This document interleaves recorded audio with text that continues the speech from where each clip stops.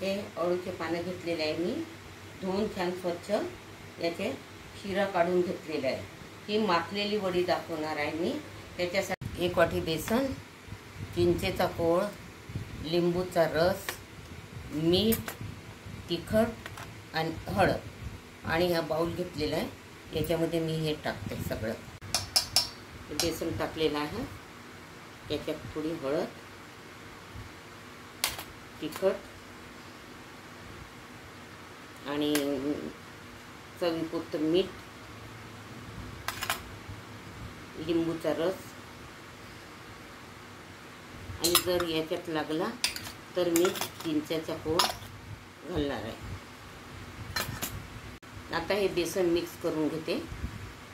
यामध्ये चिंचेचा कोळ काढून ठेवला हे घालते। सगळं एकसारखं मिक्स करून घेते। हे माखून घेते। एक पान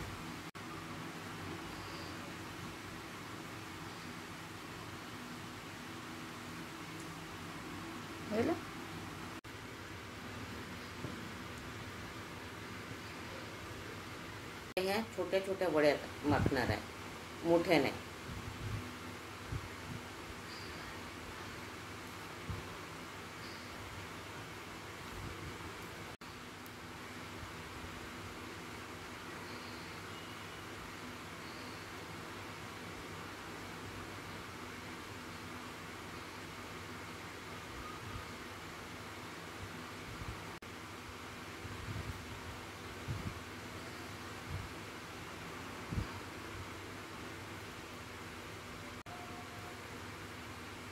अशा मी छोट्या वड्या माखणार आहे। अशा माखून घेते।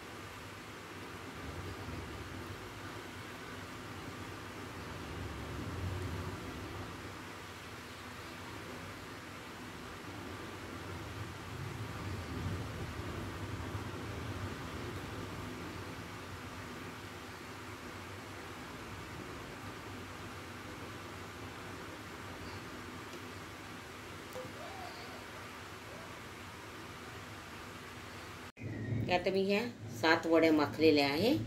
आता याला हे सुटलं नाही पाहिजे, म्हणजे चांगलं घट्ट राहिलं पाहिजे, म्हणून हे पांढरं स्वच्छ दोरा कापलेला आहे। याला मी हे गुंडून घेते आणि याला हे दोरा बांधून घेते। बांधलेला आहे। वाफवल्यावर हा दोरा काढून घ्यायचा। आता मी हे गॅस पेटवते, त्याच्यावर गंजामध्ये पाणी ठेवते।